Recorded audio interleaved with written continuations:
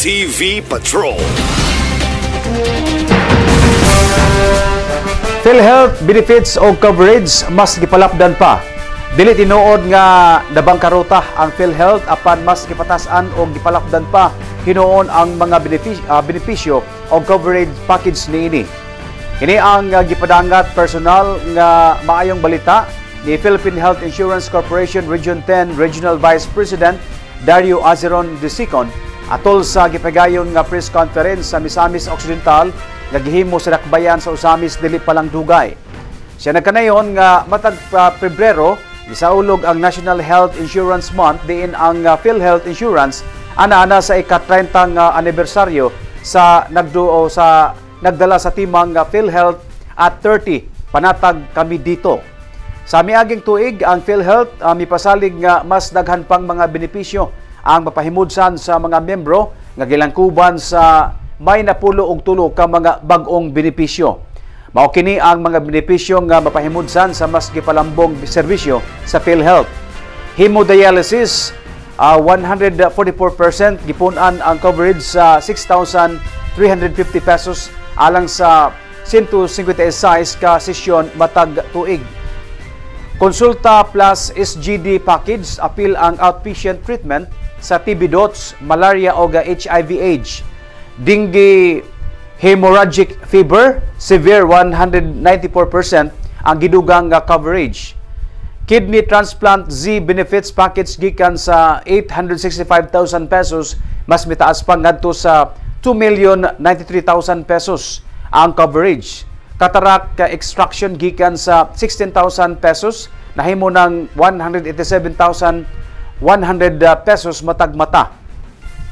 Outpatient emergency care, giapil na sa PhilHealth ang coverage sa mga pasyente nga ginangop sa emergency room. Case rate adjustment, gidugangan usab ang coverage nini sama sa sakit nga pneumonia sa kantidad nga 29,250 pesos, cesarean section 37,050 pesos og cholecystectomy 60,450 pesos. Hugot nga gisunod sa mga PhilHealth branches ang mando ni Presidente Marcos o Bongbong Marcos nga walay pagkunhod sa serbisyo sa PhilHealth o padayon ang kampanya nga no co-payment policy alang sa mga pasyente nga naa sa basic o ward accommodations.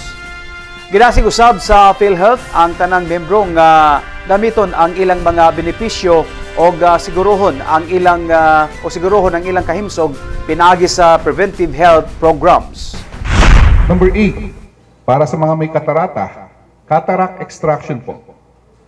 We expanded the benefits amounting to, dati po ay 16,000 kada mata. Ngayon po naglalaro po sa 20,200 to 187,100 pesos kada mata. So makita po natin dito na importanteng malaman din ng ating mga membro ang mga bagong benepisyo ng PhilHealth na magagamit hindi lamang kapag na-confine, pero kahit po sa pagpapacheck up. Para sa akin po, I've been with PhilHealth since 1999.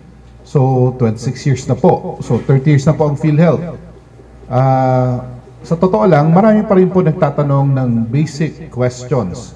Paano maka-avail? Ano ang benepisyo? Sino ba ang covered? So para sa akin, with the advent of social media, na alam naman natin, napakabilis ng impormasyon. Kaya po tayo nakipag-usap sa ating mga local media partners dahil ako'y naniniwala na maitatama po natin ang mga impormasyon na mabilis kumalat. Minsan kasi, mali ang impormasyon, minsan kasi, half-truth, nagiging totoo na sa iba. So para sa akin po, tulungan niyo po kami na yung magandang benepisyo naman po, magandang balita about sa benefits at mga polisiya ng PhilHealth, ang ating pong ipaalam sa ating mga kababayan, lalo na dito sa Misamis Occidental. 1 TV Patrol.